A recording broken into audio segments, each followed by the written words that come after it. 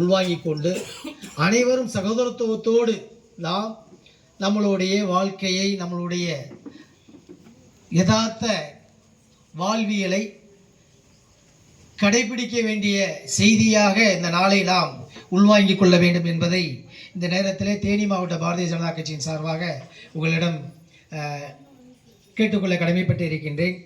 மிக சிறப்பானது ஒரு நிகழ்ச்சிக்கு தேனி மாவட்ட பாரதிய ஜனதா கட்சியினுடைய சிறுபான்மை அணியின் சார்பாக இந்த கிறிஸ்துமஸ் விழா கொண்டாட்டத்தை முன்னெடுத்து அதை எங்களை போன்றவர்களும் பங்கெடுக்க செய்த மரியாதைக்குரிய பாஸ்டர் டாக்டர் சாந்தகுமார் அவர்களுக்கும், என்னுடன் வந்து இந்த விழாவிலே பங்கெடுத்திருக்கக்கூடிய மாவட்டத்தினுடைய பொதுச் செயலாளர் அன்பு சோதர் வினோத் அவர்களுக்கும், இளைஞரணியினுடைய மாவட்ட தலைவர் தம்பி விஜய் அவர்களுக்கும், ஓபிசி அணியினுடைய மாவட்ட தலைவர் அண்ணன் தங்கையா அவர்களுக்கும், ஐடி பிரிவினுடைய சோசியல் மீடியாவினுடைய மாவட்ட தலைவர் சாய்பாலாஜி அவர்களுக்கும், ஊடக பிரிவினுடைய மாவட்ட தலைவர் முத்துப்பாண்டி அவர்களுக்கும், இந்த நிகழ்விலே பங்கெடுத்திருக்கக்கூடிய நம்மளுடைய ஆன்மீக பிரிவினுடைய மாவட்ட செயலாளர் தர்மன், அதே மாதிரி பொருளாதார பிரிவினுடைய மாவட்ட செயலாளர் தம்பி ஆண்டவர், இளைஞரினுடைய தலைவர், இப்படி உள்ள ஒட்டுமொத்தமாக இந்த நிகழ்வில் பங்கெடுத்திருக்கக்கூடிய எனது அருமை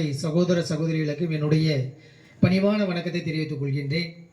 இந்த நேரத்தில் கொஞ்சம் வித்தியாசமான உங்களுக்கெல்லாம் தோன்றலாம், நீங்கள் நினைக்கிறீங்களோ நினைக்கலையோ, இருந்தாலும் ஒரு வித்தியாசத்தோடு இந்த விழாவை முன்னெடுப்பதற்கான சாத்தியக்கூறுகள் 1000 இருக்கின்றது. ஏன்னு சொன்னால், இந்த மாதிரியான ஒரு நிகழ்வு ஒரு யதார்த்தமான களச்சூழலை விரும்பாத ஒரு சில சக்திகள் இணக்கத்தை அதை பதம் பார்த்ததனுடைய விளைவாகத்தான் எங்களுக்கே கூட இது புது அனுபவமாக இது அமைந்திருக்கின்றது. உண்மையிலே இந்த நிகழ்வுகளை பங்கெடுத்ததுக்கு உண்மையிலே மிகப்பெரிய மகிழ்ச்சி அடைகின்றோம்.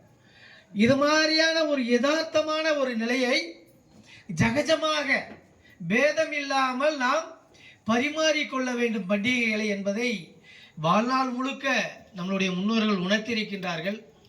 ஆனால் இடையிலே வந்த சின்ன சின்ன பாகுபாடு அதை நம்மளை தரம் பிரித்து வைத்திருக்கின்றது. மத ரீதியாக ஹிந்து, கிறிஸ்துவ, முஸ்லீம் என்ற பேதத்தை மையப்படுத்தி இதில் ஒவ்வொருத்தருக்கான அந்த பின்புலத்தை அவர்களுக்கு எந்த அளவுக்கு யோஜனை புத்தி எவ்வளவு வருதோ அந்த அளவுக்கு அவர்களை பற்றியான சித்தரிப்புகளும் நல்லவர்களாகவும் கெட்டவர்களாகவும் இல்லை தீயவர்களாகவும் கூட காட்சிப்படுத்தப்பட்டு கொண்டிருக்கின்ற நாடு முழுக்க. ஆனால் நான் இந்த நேரத்தில் உங்கள்கிட்ட சொல்லிக்கொள்வதெல்லாம் உண்மையிலே எனக்கு மிகப்பெரிய ஒரு மகிழ்ச்சியான ஒரு செய்தியை உங்களிடம் பரிமாறிக்கொள்ள விரும்புகிறேன். நம்மளுடைய பாரத பிரதமர் நரேந்திர மோடி அவர்களை ஐயா அவங்க சொன்னது மாதிரி பாரத தேசத்தில் வாழக்கூடிய அந்த 140 கோடி மட்டும் கொண்டாடலை, உலகத்தில் இருக்கக்கூடிய 230க்கு மேற்பட்ட நாடுகளில் இருக்கக்கூடிய ஒட்டுமொத்த தேசமும் பாரத பிரதமருடைய அந்த செயல் வடிவத்தை, அவருடைய நிர்வாக குணத்தை, கொரோனா காலகட்டத்திலே அவர்கள் உலக நாடுகளுக்கு செய்த அந்த மருத்துவ உபகரணத்தை நன்றியுணர்வோடு பாராட்டி இந்த நிகழ்காலத்தில் ஏனைய தலைவர்களுக்கு கிடைக்காத ஒரு பாக்கியம் நம்மளுடைய தலைவனாக இருக்கக்கூடிய பாரத பிரதமருக்கு கிட்டியதனுடைய விளைவாக ஒட்டுமொத்தமான அந்த மகிழ்ச்சியும் நம்மளையும் சென்று சேருகின்றது. உலகத்தில் உயரிய விருது அப்படின்ற ஒரு நாடு எதை அதை முடிவு செய்து அது ஆண்டுதோறும் வழங்கி கொண்டிருக்கின்றதோ அப்பேற்பட்ட விருதுகளை மிகப்பெரிய எண்ணிக்கையிலே நம்மளுடைய பாரத தேசத்திற்கு கிடைக்கிறது என்று சொன்னால் அவருடைய அந்த சகோதரத்துவமான ஒரு தலைவனாக தன்னை அடையாளப்படுத்தி கொண்டதனால இது ஒரு நம்மளுக்கு நிறைய இறை வசனங்கள்லாம் வரும். நீண்ட நாள் யாருமே நடிக்க முடியாது.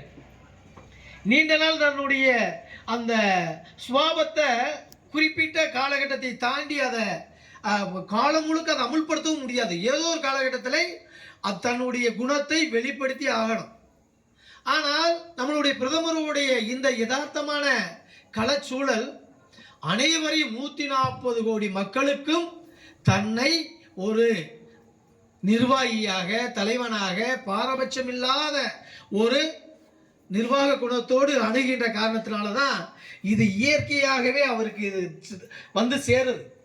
அதனால் நாம் அனைவரும் ஒற்றுமை உணர்வோடு இடையில செதுக்கி வைக்கப்படக்கூடிய தீட்டப்படக்கூடிய அந்த கூர்மையான கத்திகளுக்கு நாம் இரையாயிடாம, ஏன்னா அந்த நேரத்தில் நான் ஒரு விஷயத்தை உரிமையோடு உங்கள்கிட்ட சொல்ல கடமைப்பட்டிருக்கேன், யாரும் தவறாக எடுத்துக்கிற வேண்டாம். இது மாதிரியான பண்டிகையை கூட அரசியலுக்கு பயன்படுத்தக்கூடிய ஒரு சுயநல அரசியல் சமீபத்தில் இயங்கி கொண்டே இருக்கின்றது. நீங்கள் காலப்போக்கில் நீங்கள் பார்க்கலாம், இந்த கிறிஸ்மஸுக்கு கூட ஒரு தலைவர்கள் அதை விமர்சையாகவும், இன்னொரு தலைவர்கள் அதை ஏனோதானம்னு நடத்தக்கூடிய காலகட்டம்லாம் இருக்குது. என்ன காரணம் சொன்னால், நம்மளுடைய அந்த ஏதோ ஒரு எதிர்பார்ப்போட ஒரு அரசியல் கட்சியும் செயல்படுது. நான் அந்த நேரத்தில் ஒரு சின்ன பதிவு மட்டும் உங்கள்கிட்ட நான் சொல்ல கிடையாது. பாரதிய ஜனதா கட்சிக்கு டாக்டர் நம்மளுடைய பாஸ்டர் அவங்க வந்ததுக்கப்புறம் தான் நாங்கள் இதெல்லாம் இல்லை, இதுக்கு முன்னாலே பாரதிய ஜனதா கட்சியினுடைய தலைவராக இருக்காங்கல்ல, நாளைக்கு கிறிஸ்மஸ் எப்போ நம்ம உற்சாகமாக கொண்டாடுறோமோ அதற்கு நிகராக அதை இரண்டரை கலந்து கொண்டாடக்கூடியது எங்களுடைய தலைவனாக இருக்கக்கூடிய வாஜ்பாயுடைய பிறந்த நாளும் இயேசு கிறிஸ்து பிறந்த நாளிலே பிறந்திருக்கின்றார். அதனால் இந்த நாளை நாம் ஆண்டுதோறும் ரொம்ப மகிழ்ச்சியோடு, ரொம்ப உற்சாகத்தோடு, ரொம்ப ஊக்கத்தோடு, மறக்க முடியாத ஒரு நாள் இந்த கிறிஸ்மஸ் நாள். எங்களை போன்ற பாரதிய ஜனதா கட்சியில் இருக்கக்கூடியவங்களுக்கு இந்த கிறிஸ்மஸ் என்பது மறக்க முடியாத நாள். ஏன்னால் வாஜ்பாய் என்ற ஒரு சமத்துவ தலைவன் இந்த தேசத்திற்கு இயேசு பிரான் எப்படி வந்தாரோ அதற்கு அவருடைய உங்களுடைய பார்வையில் அவருடைய தூதராக கூட வந்திருக்கலாம் நம்ம நாட்டுக்கு. அவர் வந்ததுக்கு அப்புறம் தான் அந்த நாட்டில் நிறைய வெளிச்சங்கள், நிறைய ஐயா அவர்கள் சொன்னது போல தங்க நாற்கரை சாலை திட்டங்களை உலகிற்கு ஏனைய உயிரிழப்புகளுக்கெல்லாம் அதை தடுத்து நிறுத்திய மிகப்பெரிய மகான். உலக நாடுகள் மத்தியில் இந்தியாவை அணு வல்லரசாக பிரகடனப்படுத்தி போக்ரானில் அணுகுண்டு சோதனை நடத்தி உலக நாடுகள் மத்தியில் ஒரு சரியான ஒரு வளர்ச்சி மிக்க ஒரு நாடாக தன்னை வார்த்து எடுத்த தலைவனுடைய பிறந்த நாளும் நம்மளுடைய இந்த கிறிஸ்மஸ் நாளில் தான். அதனால தான் பாரதிய ஜனதா கட்சி அந்த நாளை ஒருபோதும் மறக்காமல் ஆண்டுதோறும் இந்த நாளை கொண்டாடுவதற்கு எவ்வளவு உச்சம் இருக்கின்றதோ அந்த உச்சம் வரை சென்று கொண்டாடுவோம். அப்படியாப்பட்ட நாளில் இந்த கிறிஸ்மஸோட இந்த இரட்டிப்பு மகிழ்ச்சியோடு நான் இந்த விழாவில் பங்கெடுத்திருக்கேன். அந்த அடிப்படையில் பாரதிய ஜனதா கட்சி என்பது சிறுபான்மையினருக்கு எதிரான கட்சி இல்லை. பாரதிய ஜனதா கட்சி வாஜ்பாய்க்கு நிகரான தலைவர்கள், இன்னைக்கு இருக்க பாரத பிரதமருக்கு நிகரான தலைவர்கள், முஸ்லீம் தலைவர்கள் ஜானவாஸ் ஹுசேன், நஜ்மா ஹப்துல்லா, முக்தார் அப்பாஸ் நக்வி, இப்படி எண்ணற்ற முஸ்லீம் தலைவர்கள், நம்மளுடைய பாஸ்டரை போன்ற கிறிஸ்துவ தலைவர்கள் பாரதிய ஜனதா கட்சியினுடைய வழிகாட்டிகள். வரவே முடியாது என்ற கேரளா உள்ளாட்சி தேர்தலில் அந்த திருவனந்தபுரத்தினுடைய நகராட்சியில் பாரதிய ஜனதா கட்சியுடைய தாமரை சின்னத்தில் ஒரு இஸ்லாமிய சகோதரி வெற்றி பெற்றிருக்காங்க. இப்படி ஒட்டுமொத்தமாக பாரதிய ஜனதா கட்சியினுடைய ஐடென்டிட்டி வெளியிலிருந்து பார்க்கக்கூடிய தோற்றமும் நெருங்கி பார்க்கக்கூடிய அந்த வாய்ப்பும் கிட்டியவர்களுக்கு தெரியும், பாரதிய ஜனதா கட்சி ஒருபோதும் இந்த மத பேதங்களை முன்னெடுப்பது இல்லை என்பதை. அதனாலதான் பாஸ்டர் அவங்க சொல்லும்போது அனைவருக்குமான வளர்ச்சி, அனைவருக்குமான வாய்ப்பு, அனைவருக்குமான அந்த விஷயத்தை முன்னெடுக்கக்கூடிய ஒரே காலச்சூழலை தாரக மந்திரமாக எடுத்து எந்த பேதமும் இல்லாமல் சகோதரத்துவ உணர்வோடு அரசியலில் அதை அமுல்படுத்தி இருக்கக்கூடிய ஒரு மிகப்பெரிய தேசபக்தி இயக்கத்தில் பாஸ்டர் இருப்பது எங்களுக்கெல்லாம் மிகப்பெரிய ஒரு பெருமையாக இந்த நேரத்தில் நாங்களாம் சொல்ல கடமைப்பட்டு இருக்கின்றோம். அதனால் வெளியில் சொல்லக்கூடியது ஒரு மாயை தோற்றத்தை உருவாக்கி திட்டமிட்ட ரீதியில் இவர்களையெல்லாம் ஒரு ஒரு வட்டத்துக்குள் அழைக்க நினைக்கின்றார்கள். விவரமானவர்கள், படித்தவர்கள், இந்த மாதிரி கையில் இன்றைக்கி செல்ஃபோன் இருக்குது, நிறைய விவரங்களை தெரிஞ்சுக்கிறலாம். அதனால் உற்று நோக்குங்க, கவனிங்க, ஒருத்தருடைய செயல்பாடு உண்மையா பொய்யா என்பதை நீங்களே சீர்தூக்கி பார்த்து அதற்கான முடிவை சுயமாக எடுங்கள்.